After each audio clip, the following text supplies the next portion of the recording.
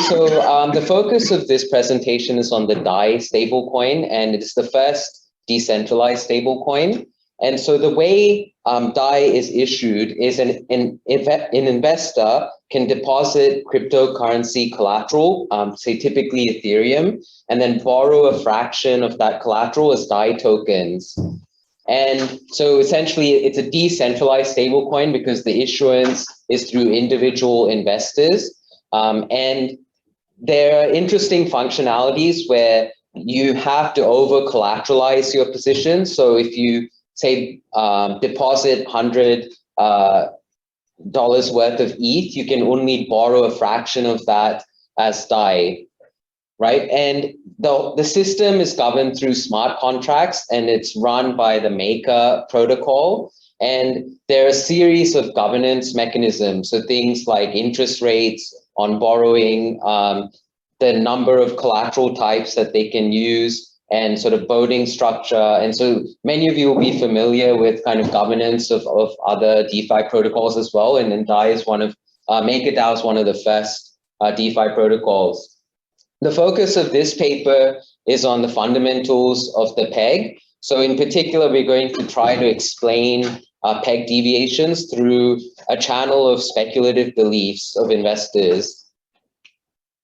Okay, so here's just some visuals to get a flavor of what the DAI peg is about. So the first panel A is the DAI price. And so one kind of very notable characteristic is that they're both discounts and premiums. And in the history of the peg, so this runs to about March of last year, there was a period of significant premiums in early 2020. And so that spike of about 8 cents is the March 12th, 2020, the so-called Black Thursday crypto crash. There were really large premiums of the DAI stablecoin. So the ETH price, as you know, it's been on a net bullish period during this this sample, and well, with the exception of a say that spike in the DAI price corresponded to a collapse of ETH. The leverage ratio is calculated as, say, the amount of DAI borrowed relative to the ETH collateral. And so one interesting feature of the DAI peg is that positions are over collateralized, right? So the maximum leverage ratio that you can have is 2/3, so 66%. And the leverage of the DAI is actually much lower than the threshold, right? So that red line in panel C is basically a threshold for leverage. And if you leverage over that amount, positions are liquidated. And so this liquidation mechanism is essentially a way to insure against sort of excessive borrowing by the protocol.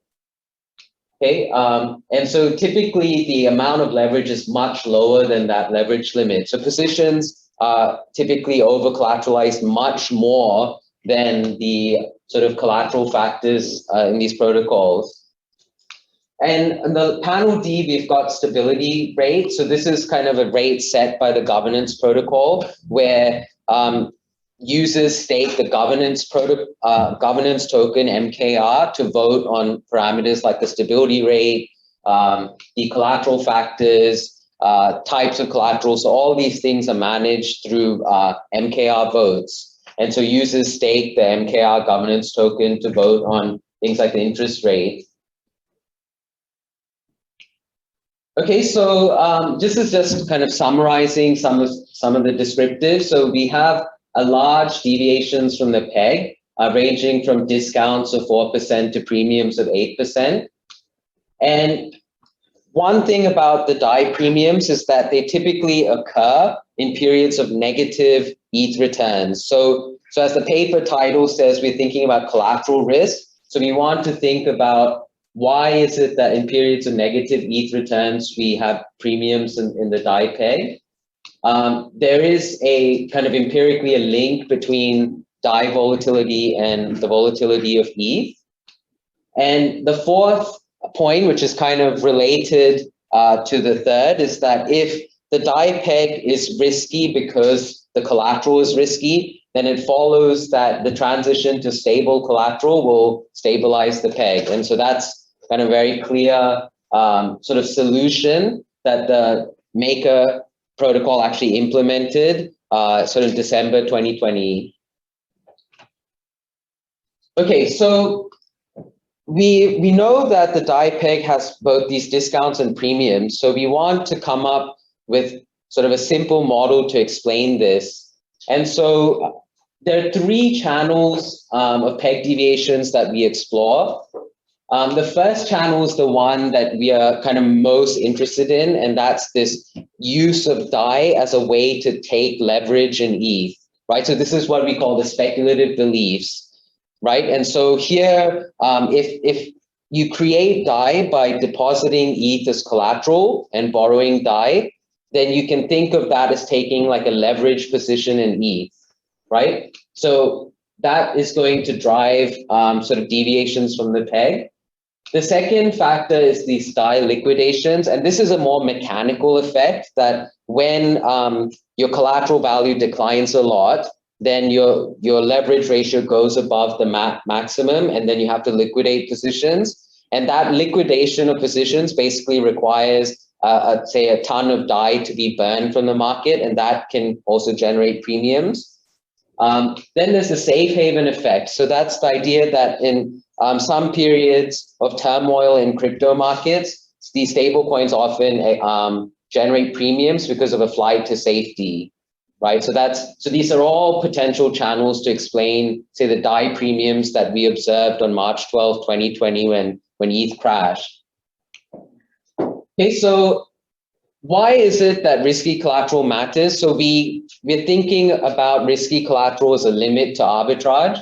So the idea is that there's a relationship between the volatility of the peg and the volatility of the collateral. And if you want to eliminate peg deviations, you need an arbitrageur. And typically, arbitrageurs have to absorb kind of demand pressure from the public. So arbitrageurs have to do something, essentially what a speculator does, which is to deposit ETH as collateral, borrow DAI, and then sell it in the secondary market when DAI trades at a premium. But then the problem for the arbitrageur is that the collateral that they used in the arbitrage trade is risky. So they require large premiums as compensation for that trade. So it's a very simple kind of limits to arbitrage argument. And so using that kind of argument, then if you replace the ETH collateral with a stable collateral, then they're conducting a more risk-free arbitrage, right? Where they deposit stable collateral, they borrow DAI, then they sell that DAI in the secondary market when DAI trades at a premium. And that's a kind of a risk-free arbitrage, assuming that stable collateral is like truly stable. And so that will increase the ability of arbitrageurs to accommodate demand pressures, and that will increase peg efficiency.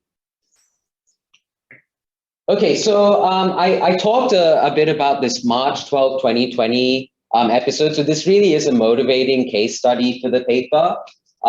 So this was sort of March 12, 2020 when ETH crashed by about 50%.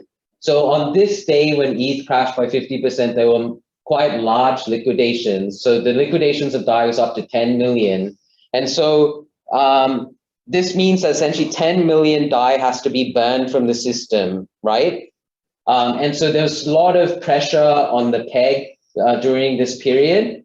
And so we essentially want to rationalize it through a model and also show kind of empirically the channels that account for these peg deviations. Okay, so I will introduce the model, and the model essentially features kind of three types of agents: speculators that are using DAI as a way to leverage on ETH. We have arbitrageurs that are trying to essentially take advantage of discrepancies between primary and secondary market rates. And then we have like an exogenous demand that is dependent on the state of the ETH collateral. Then using that model framework, we then think about what a stable collateral type would do to the peg. And essentially in line with our hypothesis, it will make the peg more efficient because it's essentially enabling arbitrageurs to use a stable collateral instead of a risky one. Then for the empirical evidence, we have 3 types of evidence. So we have transactions of individual CDPs, so we can actually see how the DAI borrowing at a CDP level responds to sort of things like ETH returns. And we look at some fundamentals of peg deviations. So this is essentially thinking about like liquidations of DAI, demand from the secondary market, and also the ETH returns as the speculative channel. And then finally, we will look at the effect of stable collateral types on peg efficiency. Okay, so we have a sort of a simple model to motivate our kind of empirical results. And the timeline of the model is that in period 0, we open a CDP. The period 1 is really the period where we have secondary market trading. And so again, these are our 3 agents. So you've got the speculators that borrow DAI to leverage on ETH. Then you've got arbitrageurs that can take a long or short position. And then we have a demand shock for DAI. So think about, say, using DAI in kind of DeFi applications and so on. Right, so period 1 is the period of secondary market trading. Then period 2, we have essentially the closing of the CDP. So the speculators, they're depositing ETH as collateral and borrowing a fraction as DAI tokens. And we are going to assume a 2-state process for the collateral, right? So there's a good state, so mu E G is the good state, and that's essentially higher than kind of a bad state for the ETH collateral. And so this is a very simplistic way capturing the speculative beliefs of the investor. And arbitrageurs, they have the option of either taking a long position or a short position. So if speculators are supplying DAI in the secondary market and there's no demand, so we shut demand off, then arbitrageurs have to take the long position, right? So they can either buy DAI in the secondary market and earn, say, an interest rate on DAI, or if there's excess demand, so if the demand for DAI in DeFi applications exceeds the supply of DAI by speculators, then arbitrageurs also supply DAI. And so they will effectively do the same thing as speculators, right? Depositing ETH as collateral and then borrowing DAI and then selling it in the secondary market. So arbitrageurs can do both long or short positions. The main difference between arbitrageurs and speculators is that arbitrageurs have essentially a fixed expectation for ETH returns. So their expectation of ETH returns does not vary by state. So we shut off the speculative channel for arbitrageurs. And then we have this public demand that varies by state. And so very simply, we impose that the demand, external demand, is higher in bad states of the ETH collateral. And so this is capturing the kind of safe haven effect, right? So that there's a flight to quality, a flight to stable coins in periods when ETH collateral returns are negative. Okay, so the solution of the model, in the interest of time, I will not cover, but we use kind of mean variance preferences for both the arbitrageurs and the speculators. So what I want to emphasize is kind of the market clearing condition, because this sort of will help us kind of disentangle the different channels that we are looking at, right? So as I mentioned, speculators borrow a certain amount of DAI, and they use that to convert to ETH in the secondary market, right? So they're leveraging on ETH. So they are supplying DAI and, say, buying ETH in the secondary market. Arbitrageurs can either buy DAI, so they take a long position on DAI, or they can short sell DAI if omega is negative. So arbitrageurs can take long or short positions. And then we have this demand, which is the final term in the equation from sort of the public for, say, demanding DAI for use in DeFi applications. And so this is our market clearing condition. And what we can do is look at 3 different channels. So we can, in the first channel, we shut down demand and look at what happens in a model where we just have speculators and arbitrageurs. Then in the second model, we shut down speculators and look at what happens if we just have arbitrageurs and demand. And then in the third model, we combine models 1 and 2, and that's kind of our full specification. And the reason we do this is we want to kind of make the point that we need essentially speculators, arbitrageurs, and demand to generate both the premiums and discounts that we observe empirically. Okay, so this is essentially kind of a numerical calibration of those 3 specifications. So panel A, which is the leftmost spec, is when we shut down the demand. So there's no demand, but there are speculators and arbitrageurs. So that means speculators supply DAI in the secondary market and arbitrageurs take the long position, but they are only incentivized to buy DAI at a discount. And so that's why we can generate discounts in the first model. Then in the second model, if we shut down speculators, then there's a source of external demand for DAI, and arbitrageurs have to short sell DAI to clear the market, and they're willing to do that at a premium. So the second model generates premium. And then the third model combines models 1 and 2. So if you now have speculators and demand, you can generate both premiums and discounts, right? So that's our full specification.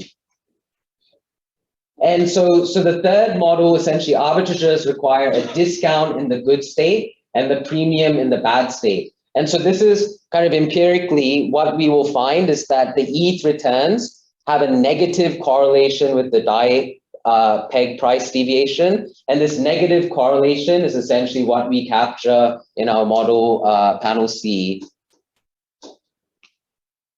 Okay, so what happens when you have a stable collateral? Well, not surprisingly, a stable collateral is going to reduce the premiums, right? Because let's consider the case where you have a lot of demand for DAI, then you're in the bad state of ETH collateral. So for speculators, they do not want to deposit ETH and borrow DAI because ETH is doing badly, right? They don't want to take a leverage position in ETH. So speculators are not supplying DAI, and there's a lot of demand for DAI in the secondary market. Then arbitrageurs have to deposit ETH collateral, borrow DAI, and sell that DAI in the secondary market, but they're only willing to do that at large premiums. Now, if they have a stable collateral, then they can absorb that demand much easier, right? So they can deposit the stable collateral and borrow DAI to satisfy the demand for DAI from the public.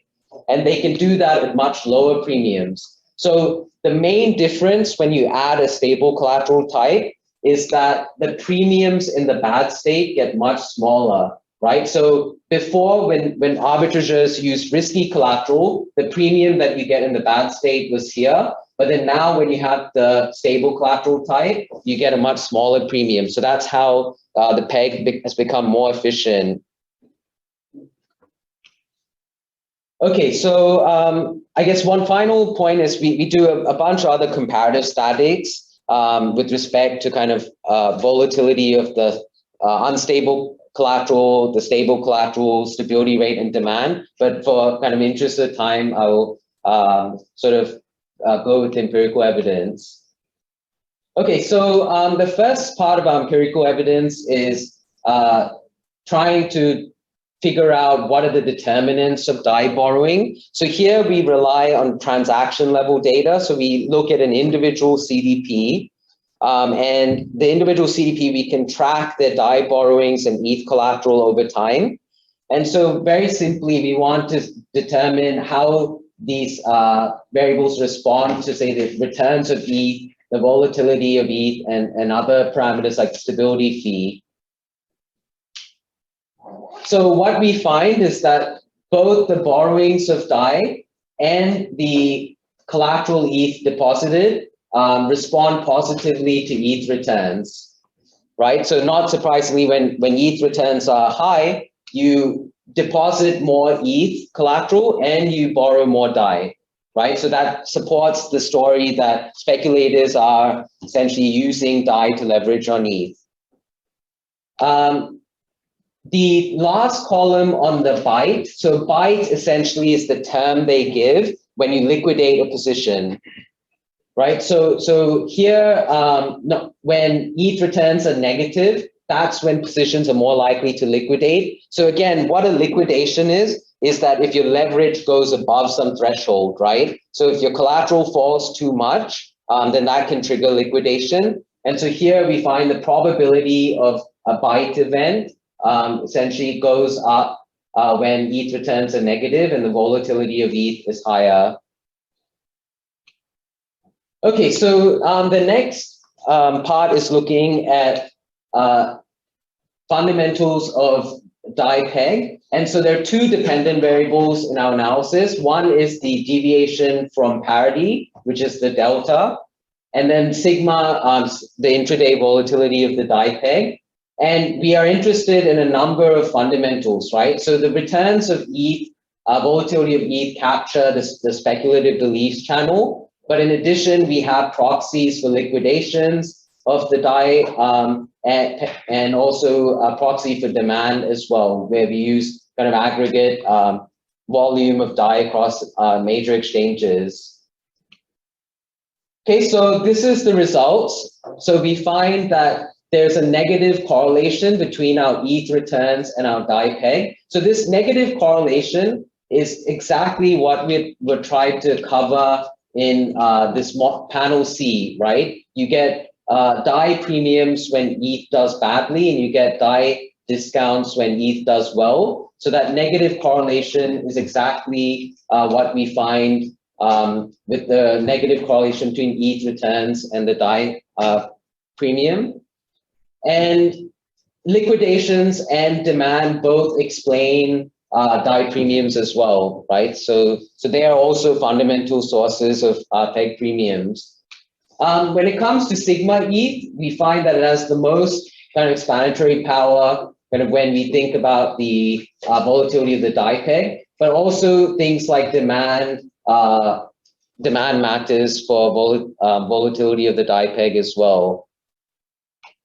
So here, this is kind of very simplistically, we take all of these explanatory variables and we try to do a decomposition analysis to determine which explanatory variables account for peg deviations and volatility. So one concern could be maybe liquidations and demand are driving all of the DAI premiums, but we do find that ETH returns still explains a lot of the variation. So it's not just liquidations and demand that explains deviations from the peg. So the speculative channel matters, in other words. Then when we look at volatility, we then find for volatility periods of high liquidations and periods of high demand sort of in line with explain periods of high volatility in the DAI peg. Okay, so the last piece is looking at the effect of the stable collateral type.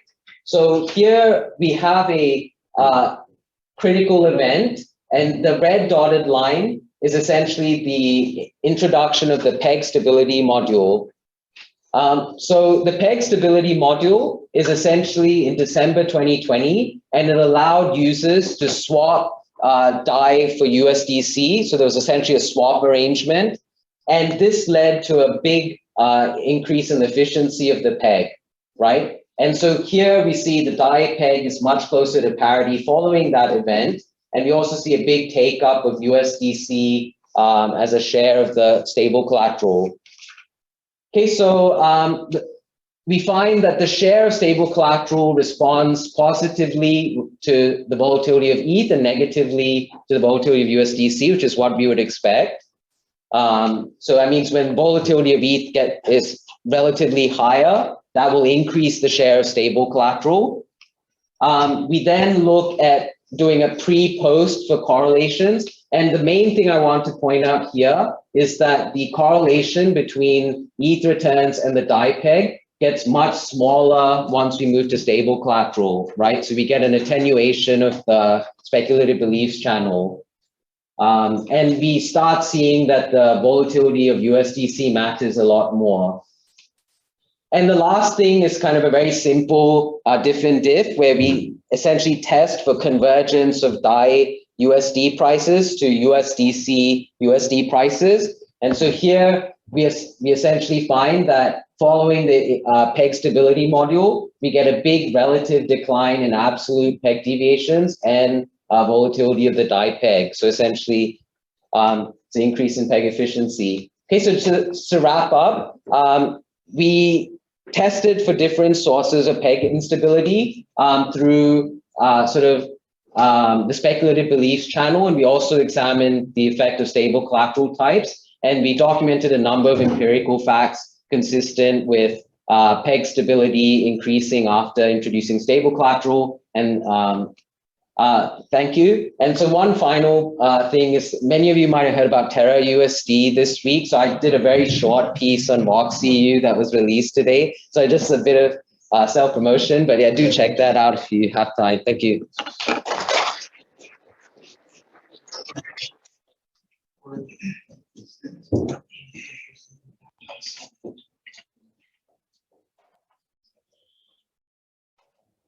You're taking care of this? Yeah, okay. Deck was yours. It's discussion CBR. This one? Yeah. I see. Oh, okay.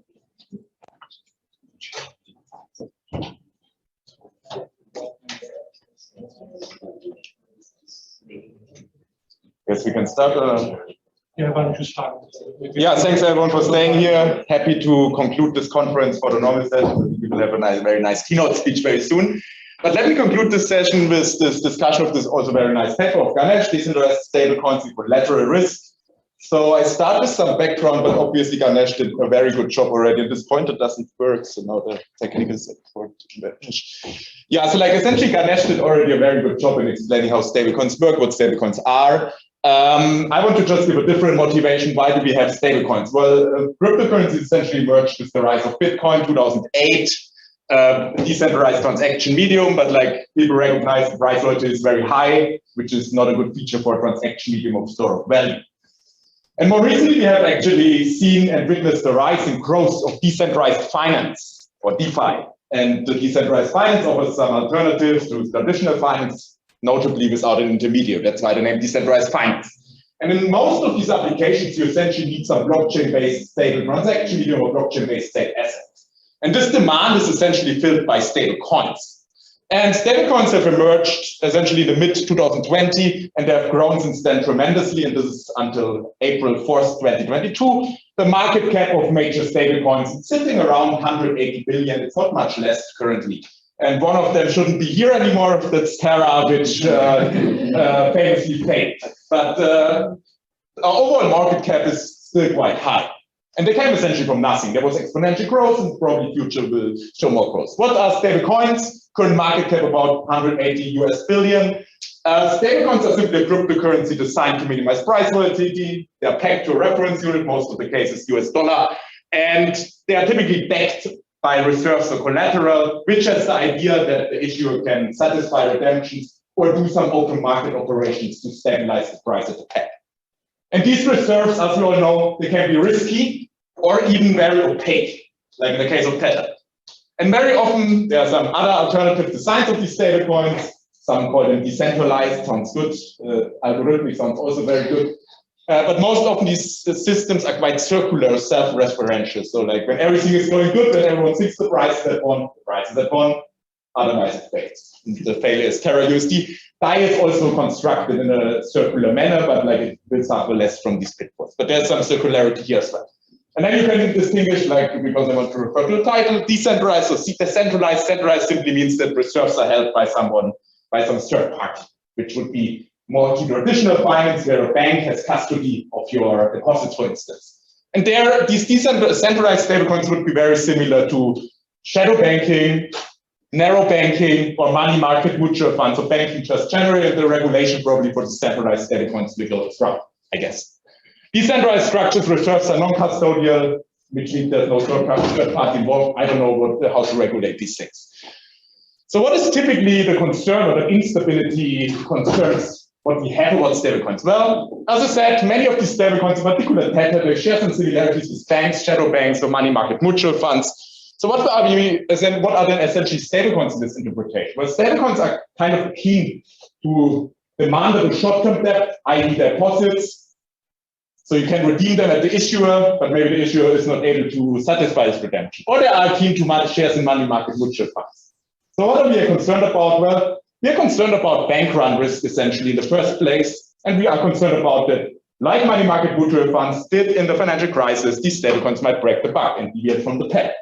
So the main concern is like some bank run risk, or if you interpret it as currency, a speculative attack on a stablecoin. And the reserves backing the stablecoin should prevent this, but they might not be sufficient to meet redemption or to withstand some selling pressure to fend off the speculative attack.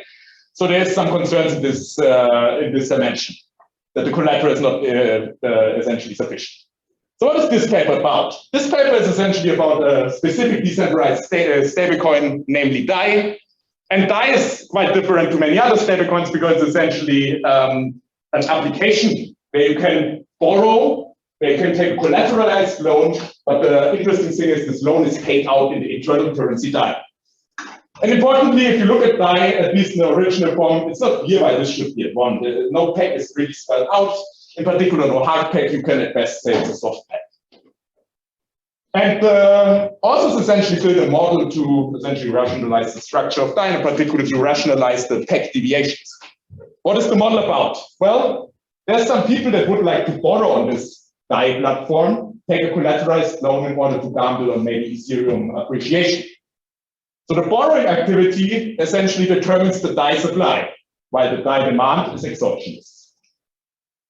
So when expected returns are high in the Ethereum market, then I would like to take a leverage position, borrow some DAI, which means I create some DAI, which means I increase the DAI supply. So the price of DAI should essentially go down because the demand is given and the supply is increasing, price should go down. So we expect a peg discount in good times when expected returns are high. So they're not necessarily realized returns here, it's expected returns. Analysis goes with realized returns. When expected returns are low, the DAI supply is low, the price is high, we get a peg premium. Again, expected returns need not equal realized returns. It's kind of a different instability mechanism what I mentioned before. It's not anything to do with speculative attacks, it's not anything to do with runs. It's just some supply and demand fluctuations, and the price deviates because supply and demand. The supply changes while demand is stayed fixed more or less. And empirics essentially test the model prediction. They find indeed a positive relation between DAI and collateral price volatility. They find a negative relation between realized DAI returns, the ETH returns, not expected returns, realized returns in the DAI price. And they also find that they show essentially that some improvements in the DAI protocol, namely a price stability module or the introduction of self-collateral, have had great success in reducing this instability. So the paper made me first of all think, what is this about? It made me think of something what I would call a term structure of instability. So if I think about a stablecoin, I could envision two types of instabilities, or even more than that, but broadly characterized the two. There could be some short-term fluctuations around the peg, like they're just going above and below the peg all the time. But in the long run, the stablecoin remains more or less stable, possibly due to some microstructure noise or other imperfections in the design. And if we think about stablecoins as money, this would be compromising the medium of exchange function. If I want to exchange some stablecoins like I do with money, then I'm not happy when it fluctuates around. On the other hand, I could also think about some long-run risk. Is this stablecoin going to fail? Is it still around in 10 years? And this is probably more like a run risk. And if we again like stretching this interpretation, we would think that could compromise the store of value function. I might not be happy to put my money in the stablecoin, hold it for 10 years, if I think there might be a run in the meanwhile. The model is mostly about what? There's nothing about runs, there's nothing about speculative attacks. It's mostly about these short-term fluctuations around the peg. And this is in the model very explicit. The model has 3 periods. So you can interpret the last period as the long run. And actually in the model it's baked in that everyone believes the price will return to 1 up by period 2. So it's mostly about this first point, short-term fluctuations. And speculative attacks play no role, also because empirically it would be impossible to measure. So either the stablecoin fails or it doesn't fail. There's no empirical analysis you could do. So that raises several questions. So like, first of all, this is a minor comment. How persistent are the deviations from the peg? How long-lived is this instability? There is some analysis already in the paper. I would think that is maybe worthwhile to pushing a bit more directly. As it seems to me, the authors especially, request some intraday DAI volatility in daily price deviations, ETH returns. I was wondering whether you could look at higher frequency. I would be very much interested in this persistence. And I would like to actually conclude from that, what are you measuring? Is it like just some noise, some demand fluctuations, some supply fluctuations that cause this short-term volatility, essentially? I see some potential regarding that in Appendix D, very short point. Like, the second point is, like, if you want to make some advances in the theory, you should probably consider modifying the model about thinking about runs or speculative attack, but I don't necessarily think that this is a good direction. I think like because maybe this is also not a problem for the DAI so much as it is for others. So like indeed, this is shut down in the model. I think it's maybe beyond the scope of the paper. Seems less of an issue for DAI. Well, I have now here the example of Terra. That would be an example where actually a speculative attack or run happened. You could call it run, you could call it speculative attack or something in between. So essentially the stablecoin held the peg, but now it's like completely collapsed. It's like this was probably taken before 20 cents, now it's probably even less than that. So the stablecoin completely collapsed, but how did DAI perform in between? Well, DAI performed actually quite well. Actually, you hit it mostly peg premiums as was also highlighted by Ganesh, what's happening during COVID. So we had mostly the peg upward deviations because maybe there's less demand for Ethereum leverage.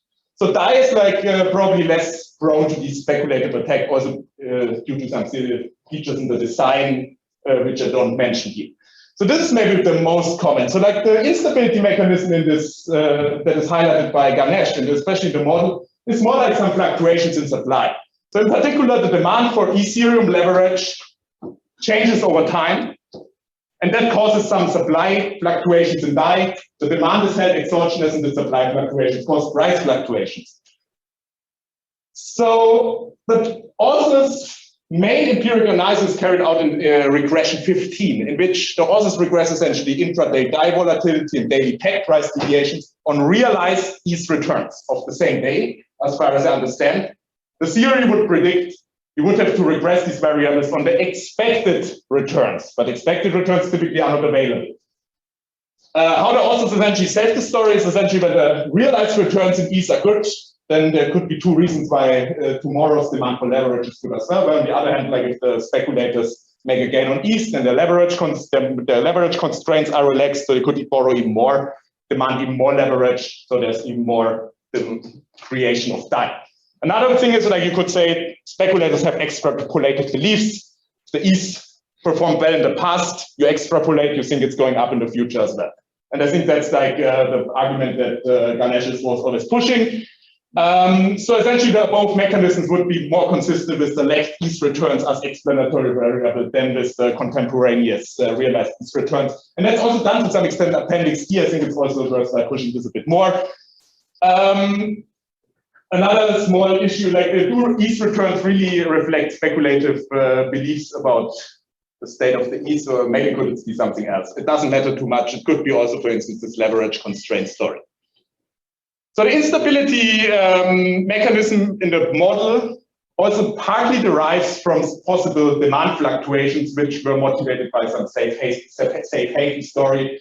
When things are bad in the crypto market, then people flee to DAI, which causes the upward pressure for DAI. And so essentially, I would like to ask Ganesh maybe to disentangle supply and demand.